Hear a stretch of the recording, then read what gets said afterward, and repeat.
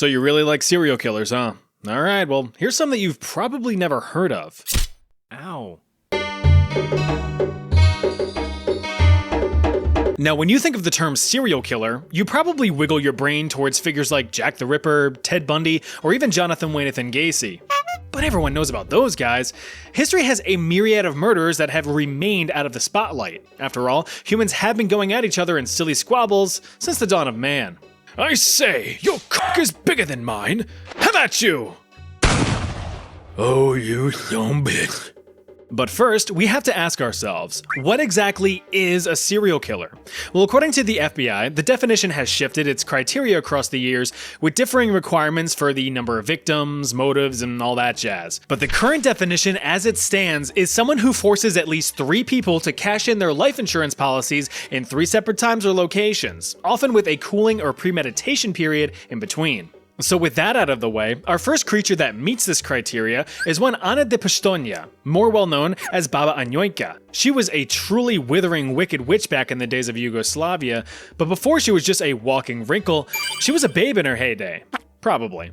But after an unfortunate encounter with an Austrian stud muffin who left her destitute, devastated, and diseased at the age of 20, young Anna became reclusive, finding solace in the study of medicine and chemistry. She became quickly consumed in the world of medical treatments, both conventional and homeopathic. But after years of preparing potions and lotions in solitude, Anna's father stepped in and offered some advice. Medicine good, but baby is better. Go make a baby. Many baby. And so, Anna was married off to a wealthy bachelor, a much older wealthy bachelor. But the old geezer was still able to please her, or at least achieve the biological functions required to put a baby in her belly. 11 times. But since their genetic material seemed to be made out of a wet tissue paper, 10 of the 11 children crossed over into the shadow realm before even reaching adulthood, with Anna's husband trailing behind shortly after. With those eventful 20 years of her life shrinking into the distance of her rearview mirror, Anna returned to her studies, setting up her own chemistry lab in her now inherited estate. She gained a reputation as a healer and herbalist in the local village, providing syrups, serums, and solutions to anyone in need. She could fix coughs and colds or mend bumps and bruises.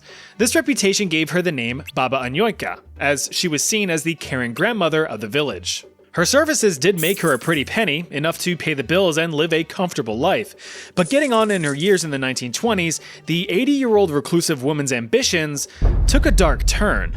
She began to notice a pattern. Many of her returning customers were younger women that were victims of their marriages or their families. These women would confide in Anna about their experiences and their traumas. So she offered a new product. A small swill of magic water that would fix their problem. This potion contained traces of arsenic and other undetectable plant toxins that, when administered to the unknowing victims, would cause them to succumb to a slow death, usually passing within a week or two. While conversing with any interested customers, she would gather pertinent information such as height and weight so she could calculate a proper dosage. But of course, this service wasn't free. A single potion could run you between 2,000 to 10,000 Yugoslav dinars, or roughly $600 to $3,000 in today's money. But if you were desperate enough, your life savings could save your life. It is estimated that between 50 to 150 men died as a direct result of Baba Anujka's magic water. Now, when there's a bunch of husbands dropping like flies around a village, things are gonna get suspicious. A few of the wives were interrogated, but no one would fess up to any crime. It wasn't until 1926 that things would turn sour. After selling a swig of the magic water to a husband and wife who were desperate to, and succeeded in ridding themselves of an erratic, cruel, and mega wealthy family member, the police finally stepped in. Once a rich dude dies, then it's serious. The living members were arrested and interrogated until, finally, the wife caved and outed the unassuming Shaky Sr. as the mastermind behind all of the village's mysterious deaths. Anna was all, but the testifying defendants retaliated with a resounding, yeah, huh. Many of the village's new widows claimed they had no knowledge of the poison within the potions, and that instead, the old woman used black magic to kill them from afar. The now 91-year-old Baba Anujka was formally arrested in 1929 and sentenced to 15 years of hard labor, or whatever hard labor the dusty old bitch could even perform. She was released just 8 years later at age 99 due to her very obviously blinking health bar. She died shortly after her 100th birthday in 1938. If there's a way to game a system, you can bet your fat tits that the scummiest of the scum will find ways to take advantage of it. Next on our list is Amelia Dyer, one of the UK's most infamous serial killers and one despicable excuse for a human being. And you've probably never heard of her. Back in the day in 1800s Great Britain, unmarried mothers kind of got shafted by the government after getting shafted by their partners. You see, in 1834, the British government struggled to keep up with the ongoing costs of feeding and housing the lower class. So the government, acting like the toilet that it was, decided to make that shit someone else's problem. It passed the Poor Law Amendment Act, a piece of legislature that completely overhauled the poverty relief system. It ultimately halted any government assistance to poor people who were still deemed physically able to work. Only those who were otherwise incapable of work due to physical disability or old age qualified for financial relief. This act was proposed after identifying innumerable abuses of the old system, with taxpayer pounds going to individuals who treated it as a way of life, rather than a temporary safety net. The entire thing was just a big ol' nudge, encouraging any able-bodied poor to get to earning their keep or, well, die. This hit especially hard for the demographic of poor women who bore illegitimate children. Baby daddies were now off the hook for child support, and these moms were now faced with an impossible choice. Either go to work to survive, or stay home with the children and starve. But this is where another industry began to take root. Baby farming. You mean like cute itty-bitty babies sprouting from the earth? No, that's not how that works, pat pat pat. But these babies would end up in the ground. With loads of single mothers forced to work to barely scrape by and workhouses having a strict don't bring your child to work policy, many of these mothers opted for adoption in hopes that their children would be better cared for with a loving family or otherwise hospitable environment. And some of those did in fact exist, but others weren't so generous. Please, sir, I want some more. Baby farms were the last resort. These desperate mothers could have their child taken off of their hands, no questions asked, for a hefty one-time fee. In exchange, the little one would be fed, clothed, and provided shelter. Or at least, that was the hope. The harsh reality, though, was that some of these baby farms were a place of cruelty and torture. And this is where Amelia Dyer comes in. She was the ringleader of such an establishment. A widow, a mother, and a trained nurse, Amelia turned to baby farming as a way to keep the candles on at night and a few biscuits on the table. And to her credit, she did initially provide legitimate care for the trembling little tykes. She actually had a long history as a caregiver, being responsible for her mentally ill mother when she was a child. But this responsibility and exposure to mental illness at such a young age took an apathetic toll on her, one that would fester and eventually manifest itself down the road, right about the time that she had a healthy supply of tumbling toddlers teetering around. And that's when the deaths started. Many of the children that she took in began Final Fantasy fading away from various forms of neglect or starvation.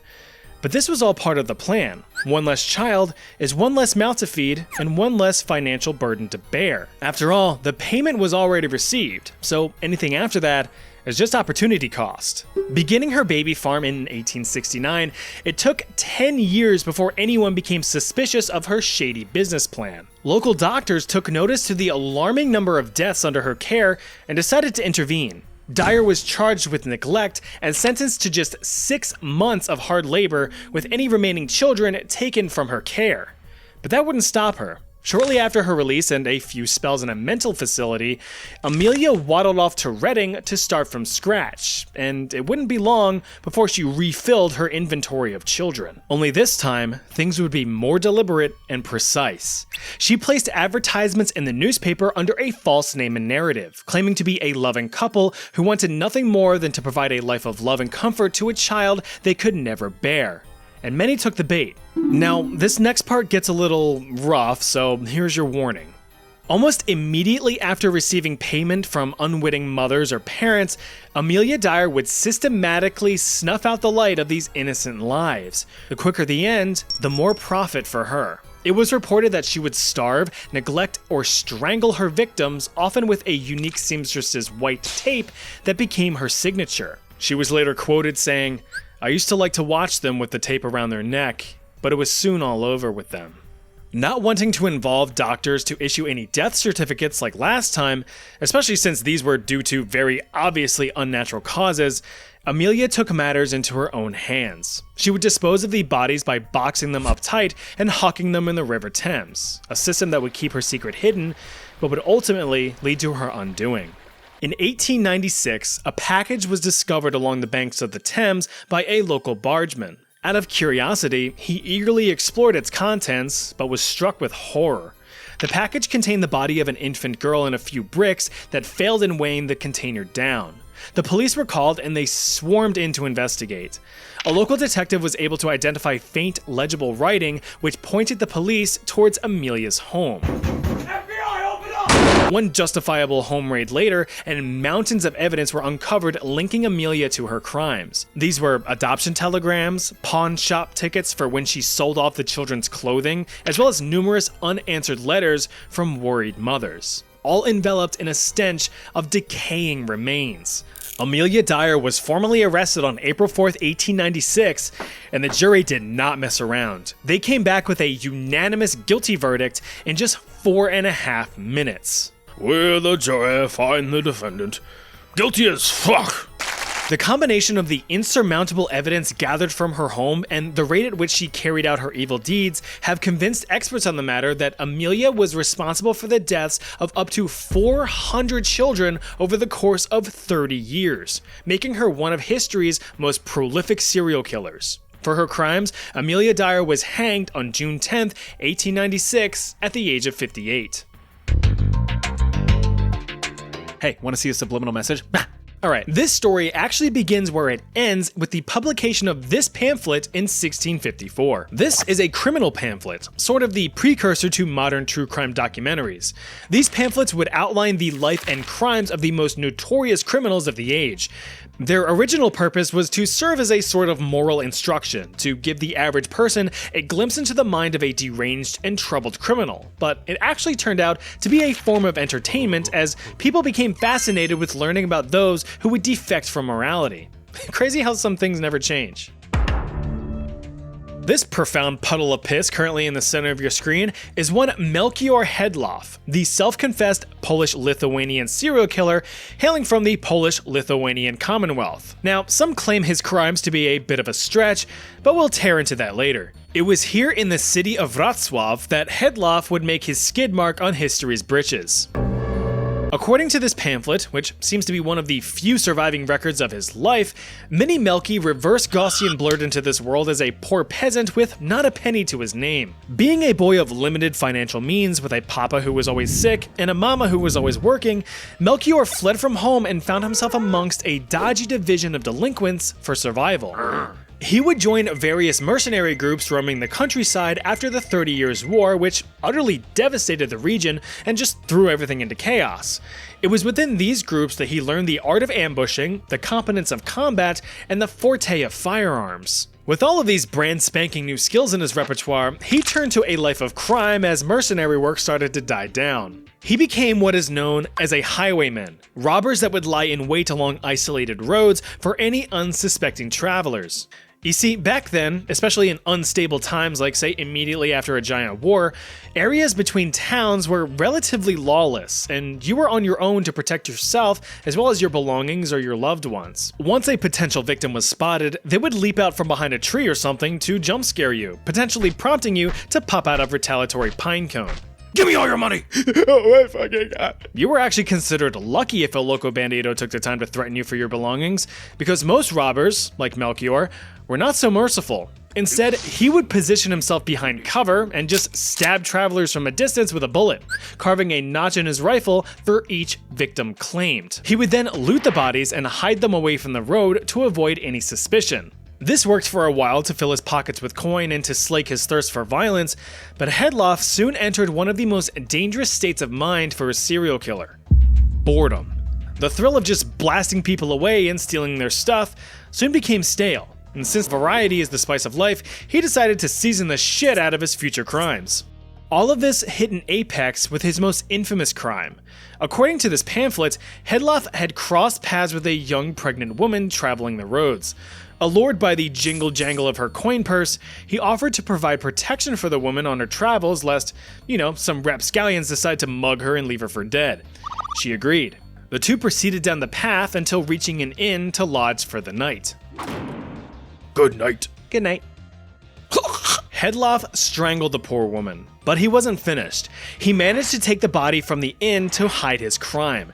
Next to a nearby pond, Hedloff allegedly cut into his victim using his sword and yanked out the miniature unborn child, gobbling it up like a gummy bear. Now, before you say, there's no way that's true.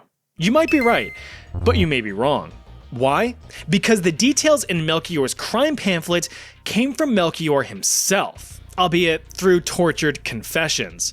After years of causing chaos on the highways, he gained a reputation, and locals were not having it. He was eventually arrested after evading capture for some time, and since he was found with incriminating evidence already linking him to several recent crimes, the townsfolk already knew he was guilty, and other eyewitnesses confirmed it. In 1654, Melchior Hedloff was sentenced to be drawn and quartered, but not before confessing to over 200 murders as he was being tortured. Those confessions were then fabricated into this elaborate and sensational pamphlet. Sure, some of it may have been the over-exaggerated ramblings of a doomed man karmically getting his tummy torn into, but that's just good storytelling. Oh boy, Peter Niers. If you've never heard of this guy before, you soon will, as is the point of this video. Peter terrorized the German countryside in the 16th century. He was often described as demonic, having been accused of dabbling in black magic and dark sorcery. He began his young adult life as a shepherd, but feeling sheer sheepishness from his lackluster career, he heard of better opportunities abroad, but would later find himself on the lam. Like Hedloff's story, Germany at the time, within the Holy Roman Empire, was a land of opportunity, not for the righteous and honorable, but for the lowly and treacherous. This was because Peter lived in the aftermath of the German Peasants' War, a political uprising of peasants that was quickly stamped out by the upper aristocrats, resulting in over 100,000 lower-class deaths. Resentment for the upper class had boiled over, but the impoverished were proven to be powerless against them. Being born into poverty himself, Peter knew that it was nearly impossible to shake off the shackles of the lower class. So he had to take matters into his own hands, even if it meant cutting a few throats along the way. Ditching his shepherd's staff for something a bit more pointy around 1566, Peter joined up with bandits and thugs, pillaging villages and tormenting towns. But he soon found himself rising in the ranks and becoming the main mugger in charge. Together, Peter and his band of highwaymen would ransack the countryside, robbing any travelers along the roads of the Holy Roman Empire. But he would soon get too carried away with his crimes. Peter, I think he's dead. You can stop stabbing now. Just let him go. But he... It wasn't until 11 years later in 1577 that Peter met with any sort of justice, but only momentarily. He was formally arrested, but managed to give the authorities the slip, fading into darkness once more. His reported crimes and evasiveness gave him quite the reputation. Remember that pamphlet from the last chapter? Well, Peter had his own, and it was much more fantastical. Although the tales contained many real aspects of his misdeeds, they were also vastly exaggerated, telling of Peter's deal with the devil, his diving into the depths of black magic, and even his supernatural ability to shapeshift into dark beasts. It was said that he harvested the hearts of unborn children to cast curses or make himself invisible. Although obviously outlandish, the true root of these claims could be rationalized. His shapeshifting and ability to become invisible is attributed to his incredible skills of disguise and evasiveness. Despite his numerous crimes, he could never seem to be caught, or at least remain caught. His actions gave him widespread notoriety, which would actually be his downfall. One night in September of 1581, after stopping in a local bathhouse, the weary Peter just wanted to soak his sack in peace. He left his belongings with the owner of the bathhouse for safekeeping, as was the norm. But Peter was unknowingly drawing attention, with some other patrons recognizing the man that was bathing his balls in bliss before them. Curious, a few men snuck over to Peter's traveling bag and opened it, as it was also said to contain his dark magic tools. But the men were soon horror-struck with what they found inside: several severed heads and multiple hearts. Although stunned, they quickly apprehended Peter, and he confessed to his crimes. Peter Niers was formally arrested and tortured over the course of 3 days in the town of Neumarkt, being broken on the wheel.